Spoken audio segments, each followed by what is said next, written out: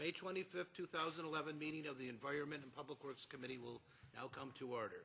Will the clerk please call the roll? Mr. Barker? Here. Mr. Beebe? Here. Chairman Cassetti? Here. Mr. Colby is excused. Mr. Haney? Here. Mr. Hyder? Here. Mr. Howland? Here. President Ayer? Here. Is there anyone signed up for the public forum? There is not. Is there anyone present who is not signed up to speak who would like to address the committee at this time?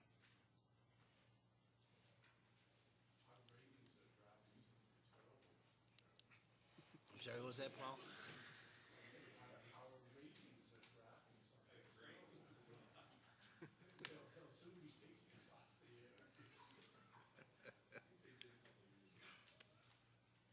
The next item on the agenda is the approval of minutes. You have the April 27, 2011 minutes of the Environment and Public Works Committee before you. They will stand approved unless the clerk is notified of any changes by the end of the day. Okay, well, Paul Johnson, Associate Planner of the Planning and Development Department, will now give a brief overview of the 2012 through 2017 Capital Improvement Program, as it pertains to the Environment and Public Works Committee. Paul? Thank you, Mr. Chairman. Everyone should have received a copy of the County Executive's proposed six-year capital improvement program. This comes to you reviewed and recommended by the Monroe County Planning Board.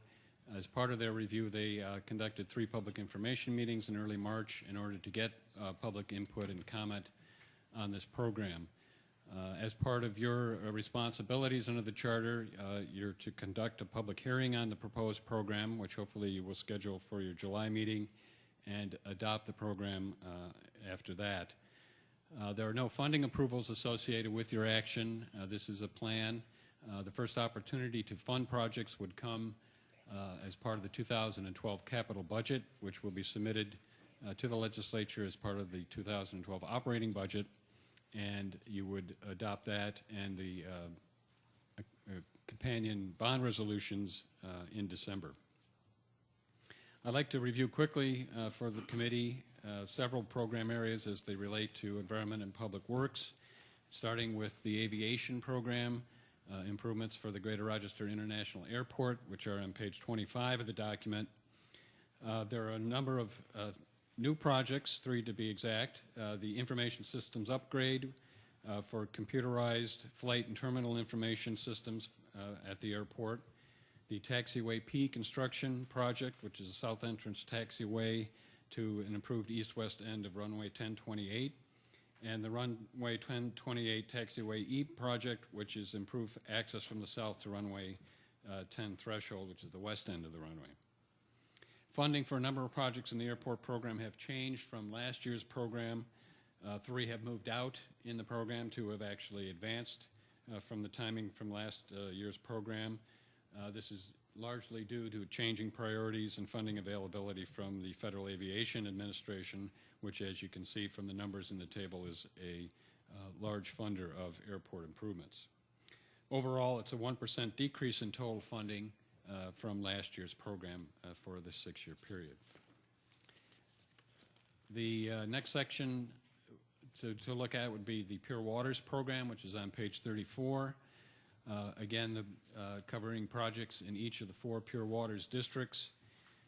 In the Rochester Pure Waters districts, we have 2 new projects scheduled for 2017, the Van Laer Maintenance Center and the System Control and Data Acquisition Systems Upgrades project.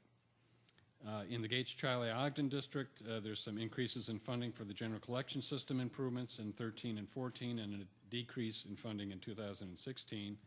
And overall, this Pure Waters program is 11% lower than our last 6-year program. The next area would be the fleet program, which is on page 39. Here again we have vehicle purchases in parks, traffic engineering, and highways and bridges. There's been an upward adjustment in funding for a number of years in traffic and highways equipment purchases, and overall this program is 4% higher than last year. The geographic information systems on page 40 schedules 3 years of improvements for our GIS enterprise development. with funding appearing in 2017 for the first time. And the next section would be solid waste, which is on page 41. No changes to this program, showing the single project, the Resource Recovery Facility Recycling Center Complex improvements. In the home stretch here, the facility management section on page 42. This is the same list of projects as you saw last year. A couple of changes. The public safety building reconstruction project has been advanced 1 year, moved into 2012, and increased funding for electrical, steam, chilled water, and security system upgrades at this 40-year-old facility, largely designed to make modifications to the building to house sheriff's operations. And overall, funding for facilities is up 3% over last year's program. And finally, we have the Water Authority program on page 61, a list of 6 kind of general categories of project improvements for the Water Authority. There actually have been decreases in funding for many of the program areas in the early years of the program, and some increases in the latter years. If you were to compare this to last year, you will see that we now have a 6-year program for Water Authority projects. In previous capital programs, we only had 5, so we've now gotten at least the scheduling compatible with the rest of our capital project presentation. And that, Mr. Chairman, is a very brief overview. We'd be happy to answer questions either now or when the item comes up on the agenda. I'll open up the floor to any questions at this time. Legislator Hyder? Thank you, Mr. Chair. And is this on? There we go. Thought I was hearing my echo. Thank you, Mr. Chair, and through you to the administration. I just want to confirm that the county issues all debt for capital improvements for the airport. Can you confirm that?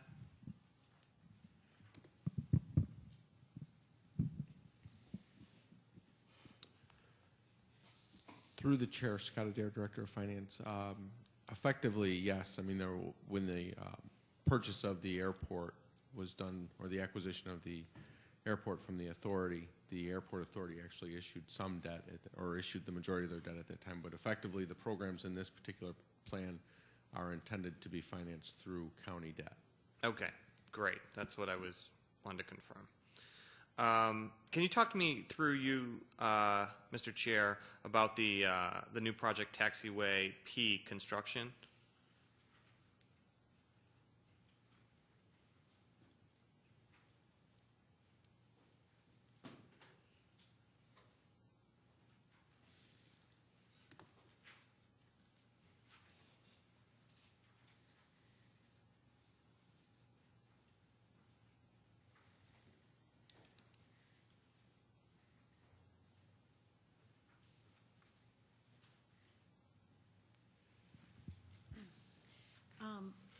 Through the chair, the descriptions on page 28 of this draft document, the project includes improvement of runway 1028 with a new south entry, taxiway to the threshold. This new 600-foot taxiway will be identified as Taxiway P. Taxiway P will be renamed Taxiway H when the south taxiway runway 1028 is completed. So what's happened is we're extending runway 1028, and we need to extend the taxiway so that planes can enter at the end of the new length of runway. Okay, and through you, so the sense of urgency of bringing this right on to the capital project plan is that what? Through the chair, I don't think there's any sense of urgency. However, the runway's been extended, and in order to make use of that runway, we need a taxiway to allow aircraft to enter the runway. Okay. At the new end extension. Okay, thank you. And through you, Mr. Chair, to the administration, regarding the information services system upgrade, some of the work is classified as being on the scope of services provided by the UTC LDC. What work exactly is that being done, and who is expected to be the vendors?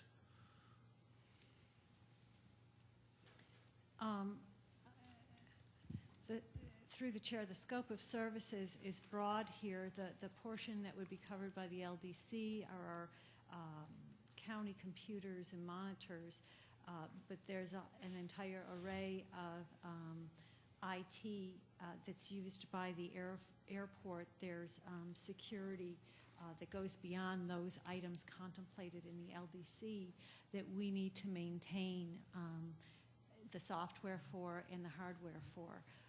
Various video cameras, communication systems between TSA, our security forces, the sheriff's office, and those things. A vendor has not yet been selected to do this work. Would you expect that those would be vendors you're already working with through the airport?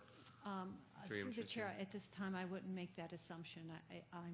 We have not gone through any selection process here. We're looking for this to be included in the capital improvement program. So, but that will be up to the county, or will that be under the purview of the LDC, through you, Mr. Chair? Through the chair, the portion that's through the LDC, the county upgrades of computer and printers and things of that nature will go through the typical county process. However, we will go through the appropriate authority process in securing a vendor to do the other elements of our information technology upgrades. Okay.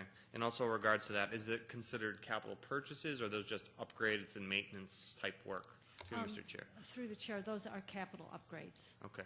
Okay. Through you, Mr. Chair, are any of the projects listed in the current CIP associated with the new Monitor and Reaction Center, the backup 911 facility that will be integrated into airport security support services? And what is the status timeline of that project? Through the chair, the airport is not paying for any of the projects that are involved with the Monitor and Reaction Center. So that is separate and independent from any bonding or authority we would be seeking here. As far as the timeline for that project, again, that's not an airport project. They're going to be a tenant or a sublessee on our property. So that is more appropriately addressed to the public safety director, I believe. Okay, thank you. Also, with regards to the airport, through you, Mr. Chair, what's the status of the alternative energy project at the terminal? And when can we expect to see the turbine units active? Through the chair, it's a staged project, so there has been some solar panels that were installed on the terminal roof. The capacity, there's a capacity that was built in to expand that use beyond, actually double the size of what we have up there currently. Before we engage in that, however, we want to monitor the success of the program thus far. So we're in the process of doing that. Certainly the objective is to reduce our reliance on carbon-based fuels and our fossil fuels and our carbon footprint, and reduce our energy costs. In keeping with that, we're also exploring the opportunities for wind turbines. Now, when you put big, tall things on airports, it can be challenging. So there are challenges with doing that. However, that has been successfully done at airports. We're looking at the technology and making sure that we have the best technology that will produce the greatest effect for us in an airport setting. So you can't have great big tall things in airports. I remember the previous director talking about that. But through you, Mr. Chair, we already approved that portion of that project, but you're still looking at technology for that, the turbines. Is that correct? I may be misremembering.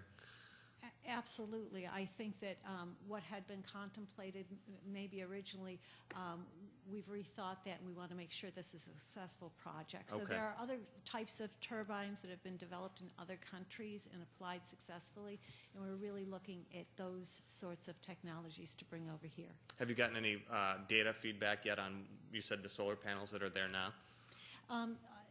Through the chair, yes. It's a little early to tell. They're being productive. Well, with all the sun we've had and all, exactly. you don't have. I'm told they still work through the Okay. cloud cover, but we are monitoring that. All right, thank you. Through you, Mr. Chair, in regard to the fleet, with the new initiative for intermunicipal agreements between municipalities to share heavy equipment and vehicles, why aren't we, I should say, how is the progress of sharing those vehicles going, and why aren't we seeing a theoretical cost decrease in the CIP? For example, why are we planning on purchasing more if this program is being successful?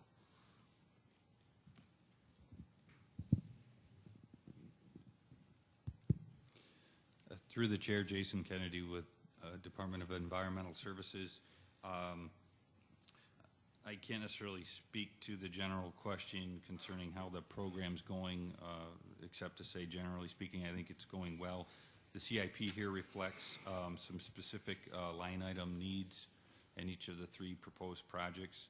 A replacement of smaller, I'll say light-duty pickup trucks and 1-ton pickup truck vehicles, and then the purchase of some specific types of heavier equipment, aerial lift bucket trucks, stripers for DOT, et cetera. So essentially these purchases are required for replacement of equipment that is just that is needing replacement due to age and obsolescence.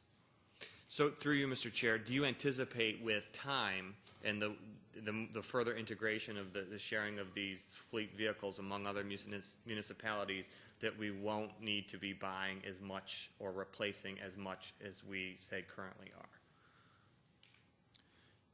are? Through the chair, I guess I would say that the replacement needs are really dictated by hours of use and the wear and tear on the vehicles, and regardless of who's using them, whether they're shared or not, it's really a function of just like I say, the age and obsolescence, wear and tear, and whatnot. So I think that the CIP, if I had to estimate, would continue just to reflect the replacement needs as they arise over time. So it seems to me that if it's based strictly on hours of use, and we're sharing our vehicles with other municipalities at a higher level than these other municipalities are sharing, perhaps we should be building in some sort of chargeback or something, so we don't bear the burden of all the costs associated with that. And I guess I just say that as a thinking out loud, but something to think about in the future. And I'm sure you're measuring just what sharing is going on and back and forth in the ROI in that process. Last question for me regarding the solid waste program. With the, through you, Mr. Chair, with the expanded recycling program beginning next month, which I applaud the administration for doing. That's something I certainly have advocated and put legislation forth in the past. So I'm really excited that we took the opportunity to do that, and I think that there will be a market for that, and it's a tremendous opportunity on a number of levels, both for the continued greening of Monroe County, but also for economic benefits. Do we anticipate any increased work necessary at the Resource Recovery Center to increase the capacity to handle the additional material?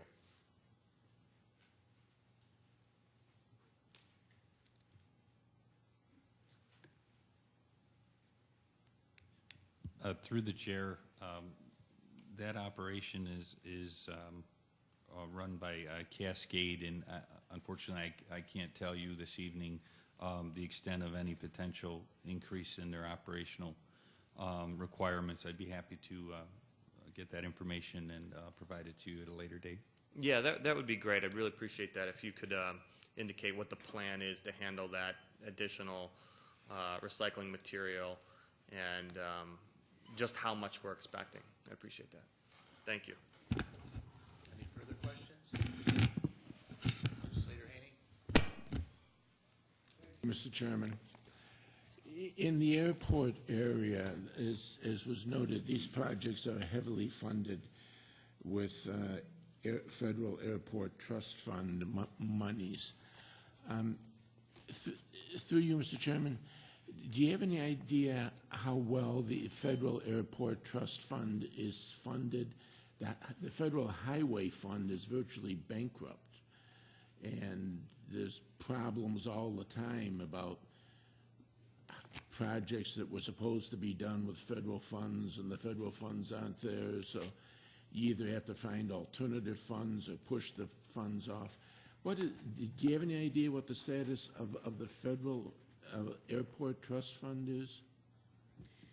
Through the chair, you know, it is a difficult time right now because the federal government hasn't passed a long-term authorization of funding for these projects. What they do is they've been continuing over the past several years to dole out funding in little bits, half-year portions. So what we do is, and it's been stable. The funding has been stable. It's just that you don't know in the long term what you're going to be receiving. So thus far we've been fine. As we move forward, if the funding isn't available, we will reassess what our program is.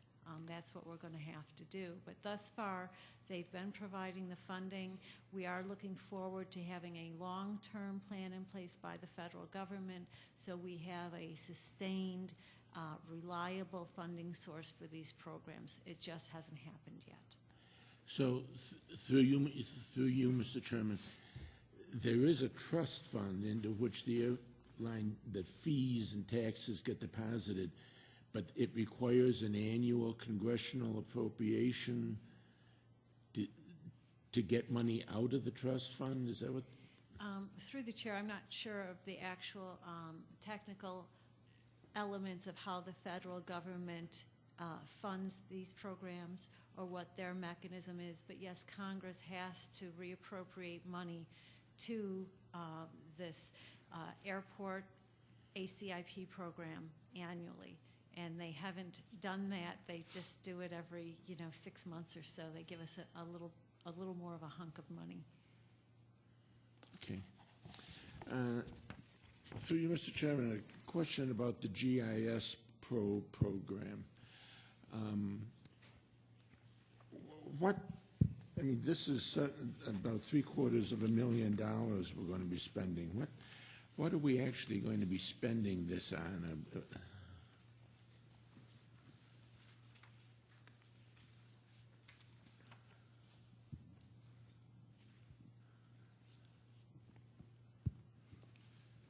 Through the chair, my understanding is the CIP funding is for future technology upgrades to the GIS software, licensure, et cetera, that supports a lot of the GIS functionality in the county that also subsequently supports a lot of the other municipalities, et cetera. Right. Have county, through you, Mr. Chairman, have county departments basically abandoned paper mapping and are now really using the GIS system, relying on the GIS system? Through the chair, generally speaking, yes, GIS is used extensively by several of the departments, most notably and originally in the physical sector groups for mapping physical assets such as infrastructure, roadways, bridges, et cetera. It's also used for a variety of other applications, redistricting most recently, stormwater management, emergency response, public safety, all sorts of those types of things. So it is really quite pervasive throughout the county and our partner municipalities. As far as paper mapping, certainly we're still using a lot of the technology, printing it onto paper for presentation purposes, et cetera. So it certainly isn't necessarily paperless by any means. Through you, Mr. Chairman, one of the big impetuses 30 years ago for the county to move into GIS was the tax mapping process, which is or at least was 30 years ago, a very laborious process. The whole end of the third floor was filled, basically was filled with gigantic steel cabinets with thousands of maps, etc. I think there used to be 5 people down there that did nothing but draw subdivisions and that like. Has that now all been electronically converted so that the tax maps are all now electronic?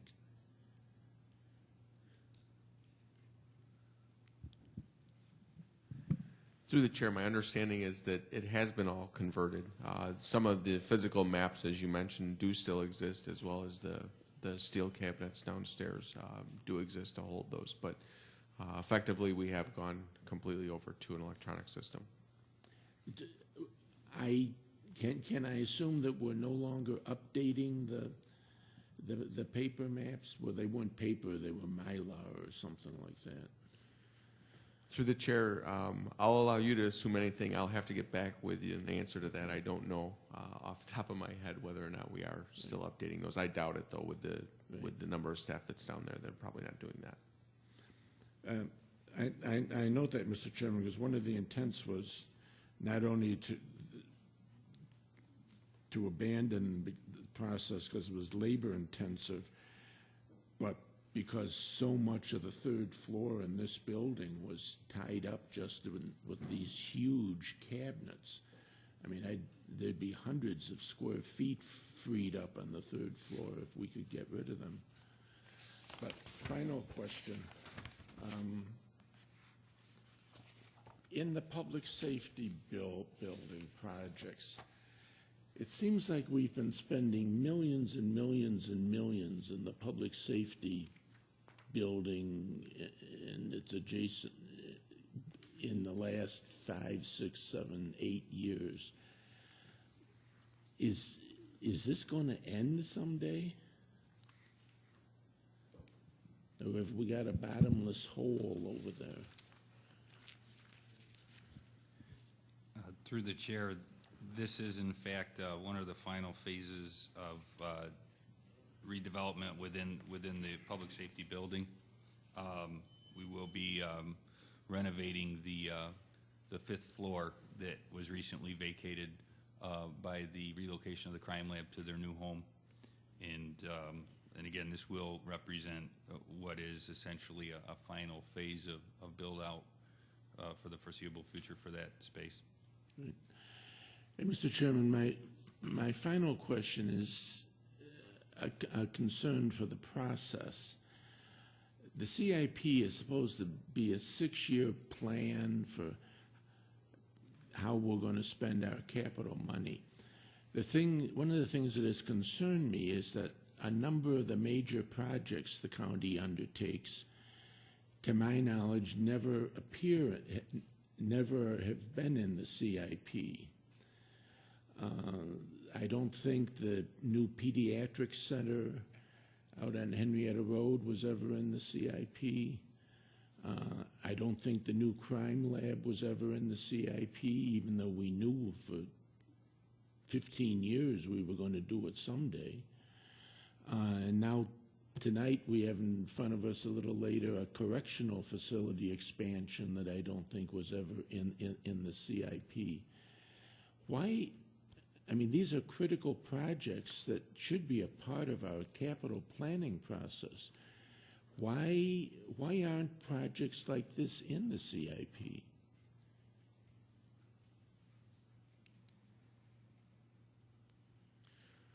Through the chair, as you can imagine, that it is a difficult process to pull this document together, and at times there are projects that are not quite ready to be included in this document at that point in time. And that is whether they haven't gone through a particular process from the standpoint of being developed well enough to include here. We make the decision to not include them because we do not know when the actual time frame will come up that they may be part of a capital process. The other issue that comes into play here is the concept of the funding requirements of them, and as we've talked about before, the funding of these particular projects does require a bonding resolution, And we like to make sure that we're only asking for bonding resolutions as associated with this project or with this capital program at the appropriate time. So we try to make sure that the most current projects and the projects that we know we'll need funding for in the upcoming year, and that is the basis for this particular document. Through you, Mr. Chairman, the problem becomes, however, that while we're looking at a book that has, I don't know how many $1 million worth of projects in it, we sort of automatically know there's another 20 or 30 $1 million worth of projects. I don't know what they are, but based on the experience of the last 2-3 years, there's another 20 or 30 $1 million worth of projects that aren't in the book.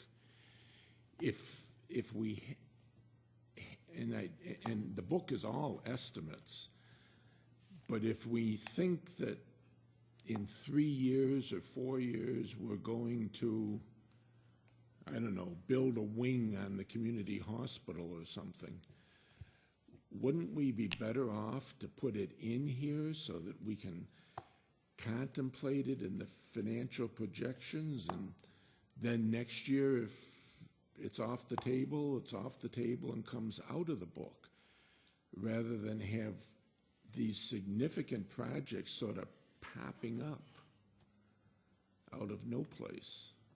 I mean, they're all good projects. I'm not questioning the projects, but they just all sort of pop up out of no place, at least to my knowledge.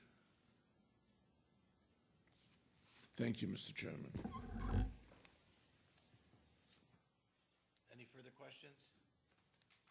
Thank you, Mr. Johnson. Oh, Legislator Beebe, you have a question? Okay.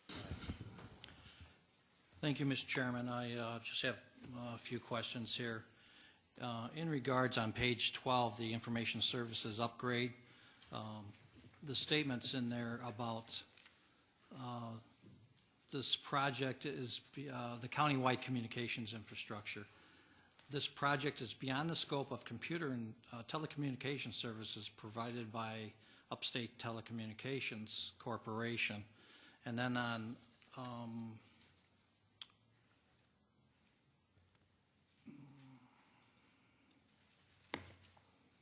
there's another one here, hold on. Page 40. Get to it. The GIS, Enterprise Development. The same comment is in there in regards to Upstate Telecommunications Corporation. I'd like to be enlightened, Mr. Chairman, to the administration on what exactly UTC does for us here in the county, what service they do provide.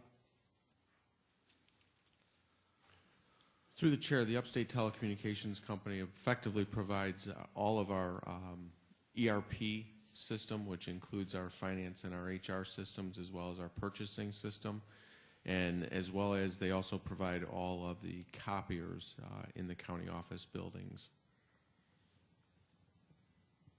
All right, thank you. Another question I have through you, Mr. Chairman, to the administration. It was discussed earlier on the fleet of the concept of intermunicipal agreements. I don't believe that there was any examples given of currently where we are doing this type of philosophy, and I'm wondering if we could receive a couple of examples.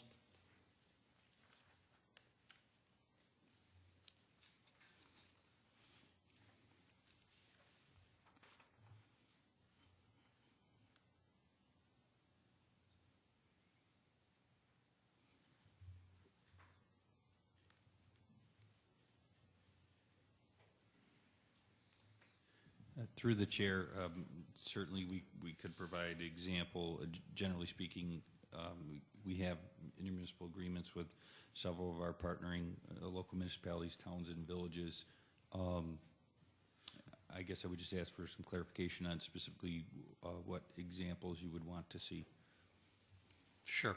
One example that comes to mind, past experience, was a intermunicipal agreement with the county and a couple of local municipalities in the purchasing and the paying of maintenance on a piece of heavy equipment, particularly called a tub grinder. And that's what I'm looking for, is those type of things that are being shared between the county and other municipalities. Through the chair, certainly we'd be happy to provide a list of examples and provide that to you through the administration. All right, thank you very much. One final question, Mr. Chairman, to the administration. In regards to the public safety building reconstruction, this project appears to have been delayed. It's been moved out, $3 million of it, moved out to the years 2016 and 2017. What changes occurred in the scope here to cause that to happen?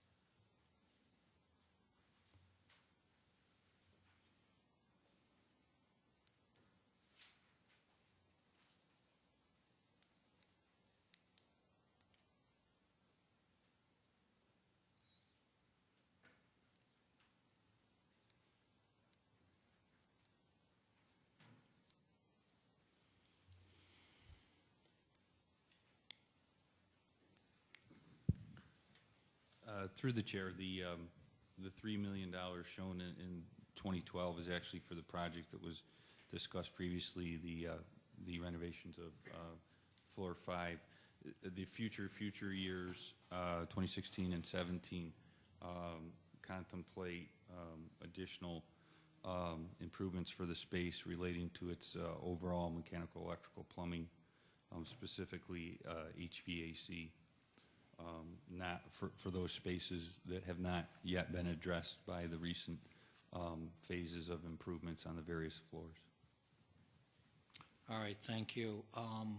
And in regards, through you, Mr. Chairman, to the administration, the $3 million that's being set in the budget for 2012, of that amount was the $2.6 million of the work previously scheduled in 2011, is that being pushed to that amount now as part of that amount?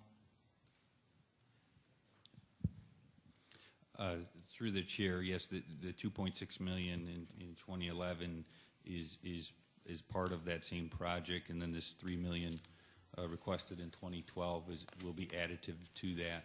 The total projected cost for that floor 5 build out is over $5 million. So the two requests are speaking to the same project. All right, thank you very much. I have no further questions. Any further questions? Okay, well, again, thank you again, Mr. Johnson, and the rest of the administration for your presentation and your feedback. The next item on the agenda is new business. Mr. Clerk. Refer 11-143, the 2012. Moved by Legislator Barker, seconded by Legislator Howland. Any discussion? Being none, all those in favor signify by saying aye. Aye. All opposed? The ayes have it. Motion carried. Next item, Mr. Clerk. Refer 11-153. Moved by Legislator Howland, seconded by Legislator Barker. Any discussion? Legislator Hyder. Thank you, Mr. Chair. Through you to the administration, can you please explain the process of deciding to add an addition to the jail and the justification for it?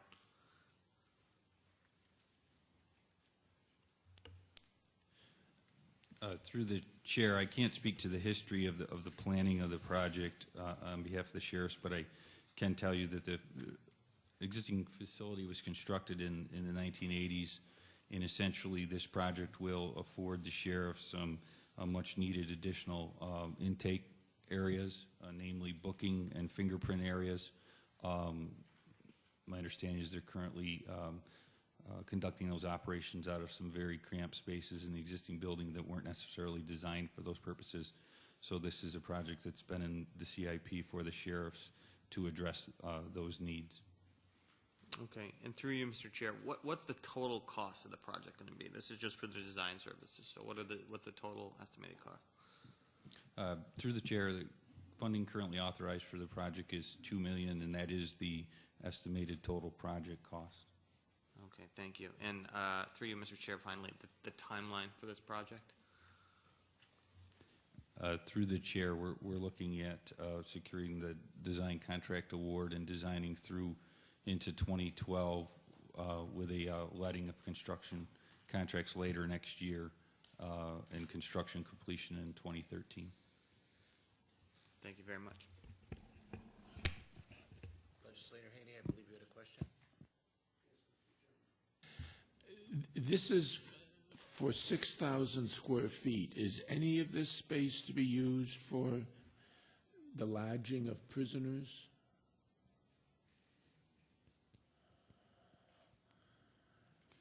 Through the chair, no, not to my knowledge. So it's all going to be used for what one might call administrative purposes? Through the chair, the majority will be the intake, the booking processing areas, and the roll call rooms referenced in the referral. There's some conversion of some locker room space, and there will be some holding cells associated with intake and booking, but predominantly not jail space per se. Through you, Mr. Chairman, the correctional facility holds only sentenced prisoners. Is that correct? Through the chair, I would have to confirm that with sheriffs.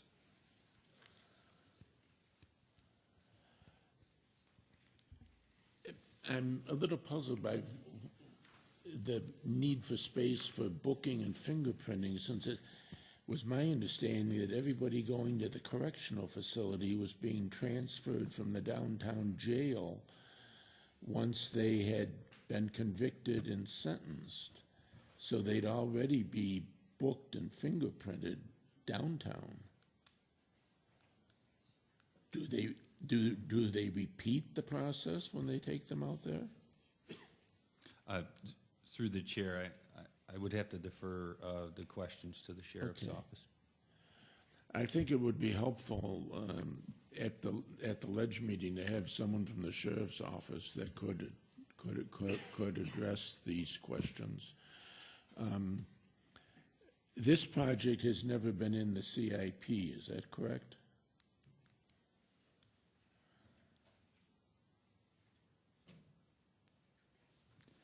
Through the chair, I believe that it was in fact in the 2010 CIP. Oh, it was? Okay. Well, thank you, Mr. Chairman. Any further discussion? Being none, all those in favor signify by saying aye. Aye. All opposed? The ayes have it. Motion carried. Next item, Mr. Clerk. Referral 11-157. Moved by Legislator Barker, seconded by Legislator Howland. Any discussion? Being none, all those in favor signify by saying aye. Aye. All opposed? The ayes have it. Motion carried. Are there any other matters to come before the committee? There being no further business, the May 25th, 2011 meeting of the Environment and Public Works Committee stands adjourned. The next meeting will be June 29th, 2011 at 4:30 p.m. Thank you.